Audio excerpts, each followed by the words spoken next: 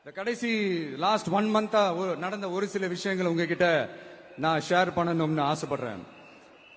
இந்த 200 யூனிட் மின்சாரம் கட்டணமில்லா மின்சாரம் அறிவிச்சோம். அதுல ஆல்ரெடி இருந்த 100 யூனிட் திமுக கொடுத்தது கிடையாது. மேடம் ஜெயலலிதா மேடம் இருந்தப்போ செஞ்சுட்டு போனது. ஸ்டாலின் சார் பதவி போன அந்த கடுப்புல அறிக்கையா விட்டு தள்ளிக்கிட்டு இருக்கிறாரு. என்ன பண்ணீங்க உங்களுடைய ஆட்சியில? மக்கள் பணத்தை டாஸ்மாக்ல இருந்து அடிச்ச அந்த பணத்தை ஊழல் செஞ்ச அந்த ஃபைல க்ளோஸ் பண்றதுக்கு அலையா அலைஞ்சிங்க. ஆனா இந்த விஜய் மக்களுக்கு தொந்தரவா இருக்கிற அதே டாஸ்மாக க்ளோஸ் பண்ணா.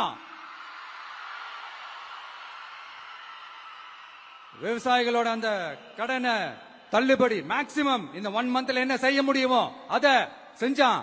நீங்க தான் அந்த நிதி சம்பந்தமா இருக்கிற எல்லா கேட்டையும் லாக் பண்ணி வச்சுட்டு போயிருக்கிறீங்க. அதை சரி செய்ய வேணாமா? அதை ஒழுங்குபடுத்த வேணாமா? அதனால மறுபடியும் சொல்றேன், இந்த விஜய் பொய் சொல்லி ஏமாத்துறதுக்காக அரசியலுக்கு வரல. உங்க கூடவே நிக்கிறதுக்காக மட்டும்தான் அரசியலுக்கு வந்திருக்கிறேன். அதுல எந்த மாற்று கருத்துமே கிடையாது. கவலையே படாதீங்க விவசாய பெருமக்களே.